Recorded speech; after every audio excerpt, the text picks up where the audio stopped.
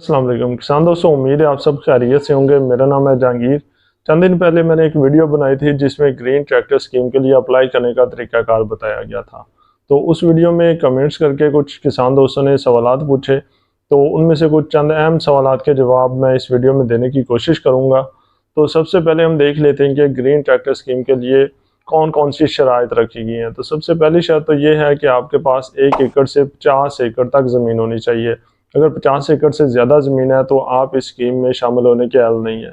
दूसरी शर्त यह है कि जब आप अप्लाई करेंगे तो आपका CNIC नंबर जो आप वहाँ पे दर्ज करेंगे वो वैलिड होना चाहिए। अगर CNIC नंबर वैलिड नहीं है तो आपकी एप्लीकेशन रिजेक्ट कर दी जाएगी। तीसरी शर्त यह है कि एप्लीकेशन में आप जो मोबाइल नंबर देंगे वो मोबाइल नंबर उसी CNIC के साथ रजिस्टर्ड होना चाहिए जो आप वहाँ पे लिख रहे हैं। यह है कि आपकी ज़मीन का रिकॉर्ड दुरुस्त होना चाहिए। अगर इनमें से कोई एक शर्त भी आप पूरी नहीं कर पाते हैं तो आपकी एप्लीकेशन रिजेक्ट कर दी जाएगी। अंदाजी जो कि 18 अक्टूबर को होने जा रही है, उसमें आपका ट्रैक्टर निकल आता है तो आपको कितनी रकम अदा करनी होगी, कैसे अदा करनी होगी और कितने दिन में करनी होगी।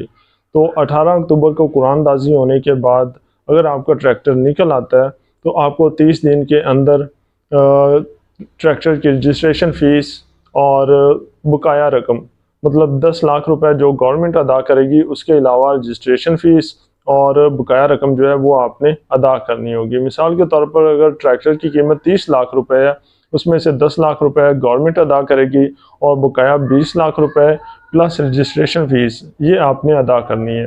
अगर आप ये 30 दिन के अंदर अदा नहीं करते हैं तो आपका ट्रैक्टर किसी और किसान को अलाट कर दिया जाएगा। ट्रैक्टर मिलने के बाद एक शर्त यह भी होगी कि आप उस ट्रैक्टर को 3 साल तक फ़रोख्त नहीं कर सकेंगे। 3 साल तक वो ट्रैक्टर आपके नाम पे ही रजिस्टर्ड रहेगा।